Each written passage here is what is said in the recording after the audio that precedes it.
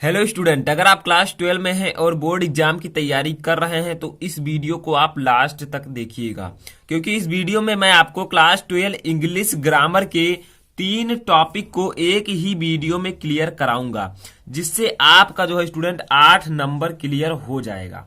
तो स्टूडेंट, इस वीडियो में मैं आपको क्या क्या बताऊंगा, सबसे पहले इसको समझ लेते हैं। तो सबसे पहले मैं आपको बताऊंगा स्टूडेंट एंटोनियम्स, 5 महत्वपूर्ण एंटोनियम्स को बताऊंगा जो कि 3 नंबर का पूछा जाता है। मैं हिंदी के साथ बताऊंगा ताकि आपको अच्छे से समझ में आ सके। और स्टूडेंट, दूसरा आपका आता है सिनोनियम्स, 6 महत्वपूर्ण सिनोनियम्स को बताऊंगा जो कि आपके बोर्ड एग्जाम में 3 नंबर का पूछा जाता है।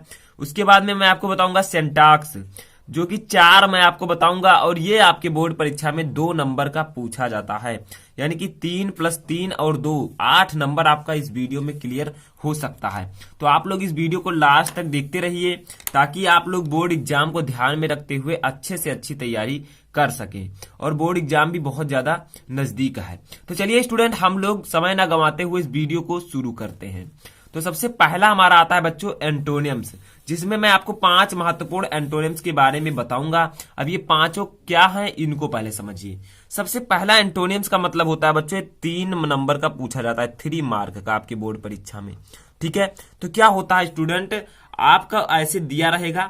ठीक है, इसका आपको एंटोनियम्स लिखना है। एंटोनियम्स का मतलब होता है विलोम शब्द। जैसे ये दिया गया है, इसका विलोम क्या होगा। ठीक है, उल्टा। जैसे देखिए, फर्स्ट आपका आता है बच्चों एंशियंट। एंशियंट का मतलब होता है प्राचीन या फिर पुराना। ठीक है, समझ में आया। हिंदी आप समझते चलिएगा तो आपको अच्छे से समझ में आएगा।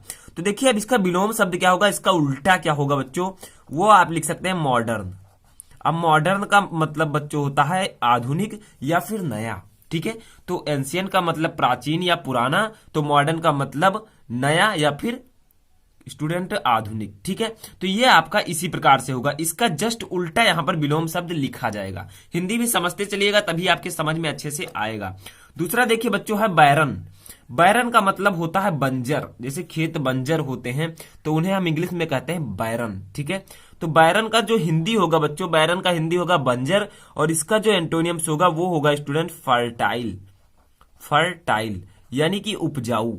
उपजाऊ, जैसे खेत बंजर होता है तो उसमें फसल नहीं उगती है, अगर उपजाऊ है तो उसमें अच्छी फसल उगती है। तो बैरन का जो होगा स्टूडेंट एंटोनियम्स होगा फर्टाइल। ठीक है, ऐसे मैं आपको एंटोनियम्स, सिनोनियम्स एंड सिंटैक्स तीनों को एक ही वीडियो में बताऊंगा। तो बच्चों, हमारा तीसरा इंपॉर्टेंट आता है, हम 5 देखेंगे इस वीडियो में, डिमांड। अब डिमांड का मतलब होता है स्टूडेंट मांग। किसकी डिमांड क्या है, यानी कि इनका मांग क्या है, क्या मांग रहे हैं ये। तो डिमांड का मतलब होता है मांग, और इसका अगर हम लोग देखें स्टूडेंट तो इसका होता है सप्लाई। सप्लाई का मतलब होता है, हिंदी होता है आपूर्ति। आपको हिंदी नहीं लिखना है बोर्ड परीक्षा में, लेकिन ये मैं आपको समझाने के लिए इसका हिंदी भी बता दे रहा हूं ताकि अच्छे से आप समझ सकें। तो डिमांड का मतलब होता है मांग, और सप्लाई का मतलब होता है आपूर्ति। उन्होंने मांगा और किसी ने उसे पूर्ण किया, उसे आपूर्ति किया। ठीक है, तो ये इसका उल्टा होगा, एंटोनियम्स होगा। हम देखते हैं अपना चौथा इंपॉर्टेंट एंटोनियम्स क्या है, फ्रीडम। अब फ्रीडम का मतलब क्या होता है स्टूडेंट, आजादी।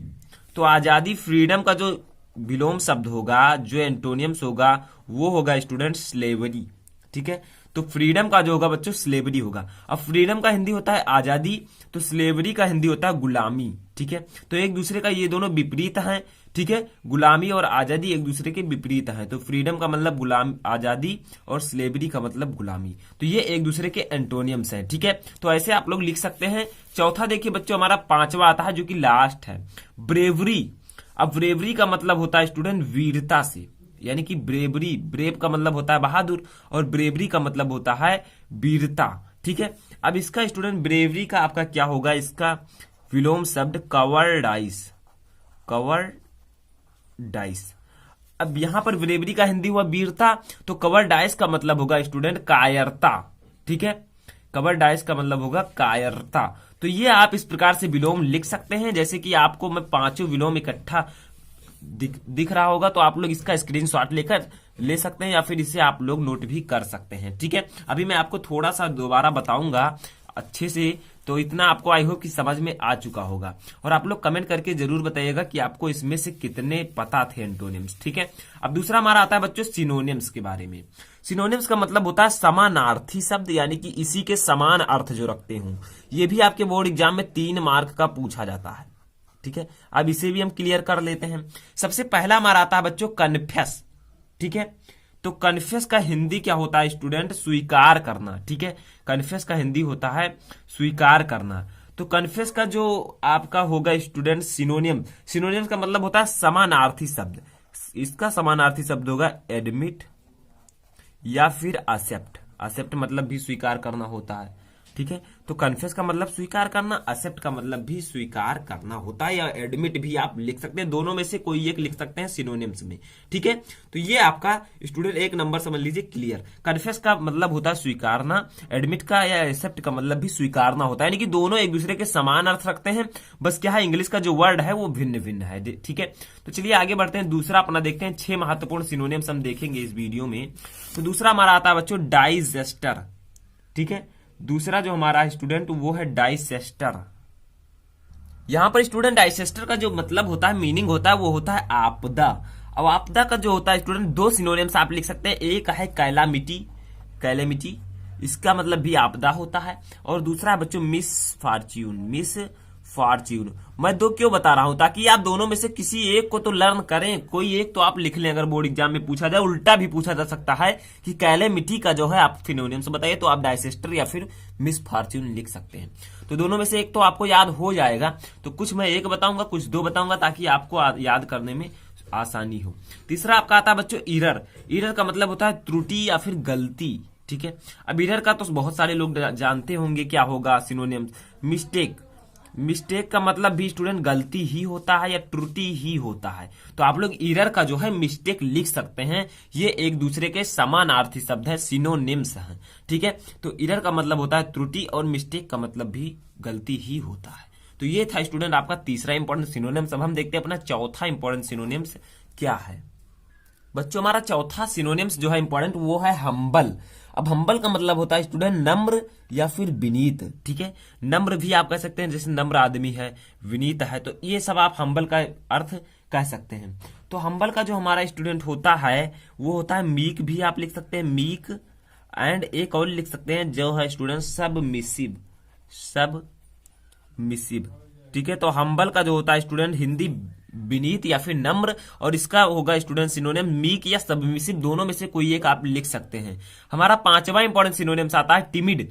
टिमिड का मतलब होता है स्टूडेंट डरपोक। ठीक है, या फिर बुजदिल। अब इसका जो है आप उल्टा कैसे लिखेंगे? तो इसका जो होता है स्टूडेंट कवर्ड होता है। कवर्ड का मतलब भी डरपोक होता है या फिर कायर, बुजदिल, कुछ भी आप कह सकते हैं। ठीक है, तो टिमिड का जो होगा स्टूडेंट डरपोक या फिर बुजदिल। ठीक है, डरपोक आदमी जैसे होता है, ऐसे टिमिड का हिंदी डरपोक होता है, और कावर्ड का मतलब भी वही होता है। ठीक है, तो यह था आपका स्टूडेंट पांचवा इंपॉर्टेंट सिनोनिम। छठवां क्या है?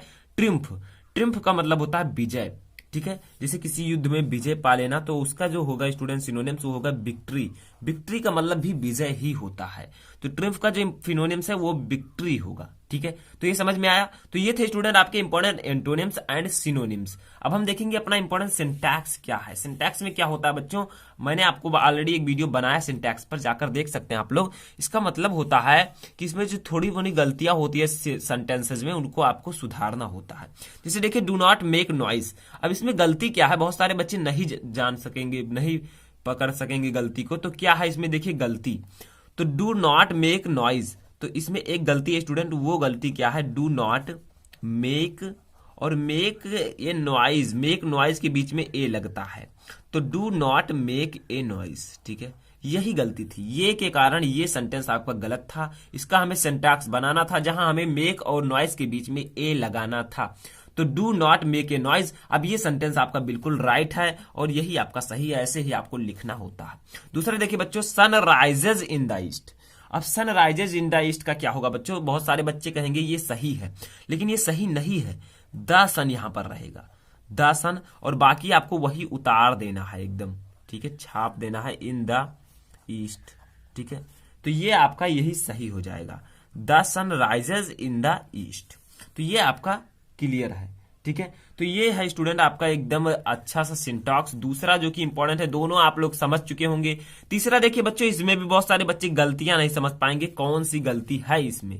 देखिए, why you were absent last Monday. बहुत सारे बच्चे कहेंगे ये तो एकदम सही वाक्य है, बट स्टूडेंट जब व्हाई आगे लग जाता है तो यू के बाद बेयर नहीं लगता, यू के आगे वियर लगता है। व्हाई वियर यू पता होगा आपको, ठीक है। Why were you absent last Monday, तुम लास्ट मंडे को जो है अनुपस्थित क्यों थी, लास्ट मंडे। अब पीछे आपको क्वेश्चन मार्क का चिन्ह लगा देना है, ठीक है। ये आपका सही होगा और यही बनेगा आपका सिंटैक्स। ऐसे ही वाक्यों को शुद्ध करना ही सिंटैक्स कहलाता है। अब देखिए why you were absent last Monday, तो why were you absent last Monday आप लोग लिख सकते हैं और यही आपका सही होगा। चौथा देखिए बच्चों हमारा क्या है, he went to Lucknow by a car. अब देखिए बच्चों थोड़ी सी गलती के कारण ये वाक्य आपका गलत है। ही वेंट टू लखनऊ, ठीक है, लखनऊ वाई। अब ये कार यहां पर आपका नहीं रहेगा, सिर्फ और सिर्फ कार ही रहेगा। तो यहां पर देखिए दो बार दो सेंटेंसेज आए जिसमें ये की गलती हुई, कहीं पर ये नहीं था तो कहीं पर ये था, लेकिन लगाना नहीं चाहिए था। देखिए he went to Lucknow by a car, ये गलत है। He went to Lucknow by car ये सही है। तो स्टूडेंट आई होप कि आपको ये वीडियो पसंद आया होगा। आप लोग इस वीडियो को अच्छे से तैयार कर लेंगे, इसमें से काफी क्वेश्चन जो है पूछे जा सकते हैं आपके बोर्ड परीक्षा में। तो इस वीडियो को आप लोग देखकर नोट कर लीजिएगा कुछ, ठीक है। तो स्टूडेंट आई होप कि आप लोगों ने अगर चैनल को सब्सक्राइब नहीं किया तो सब्सक्राइब कर लीजिएगा और बेल आइकन को प्रेस कर लीजिएगा। और आप लोग ये जरूर बताइएगा कि आपको इनमें से कौन कौन से आंसर किस किस के पता थे। तो स्टूडेंट इस वीडियो में फिलहाल इतना ही, तब तक के लिए thank you and take care.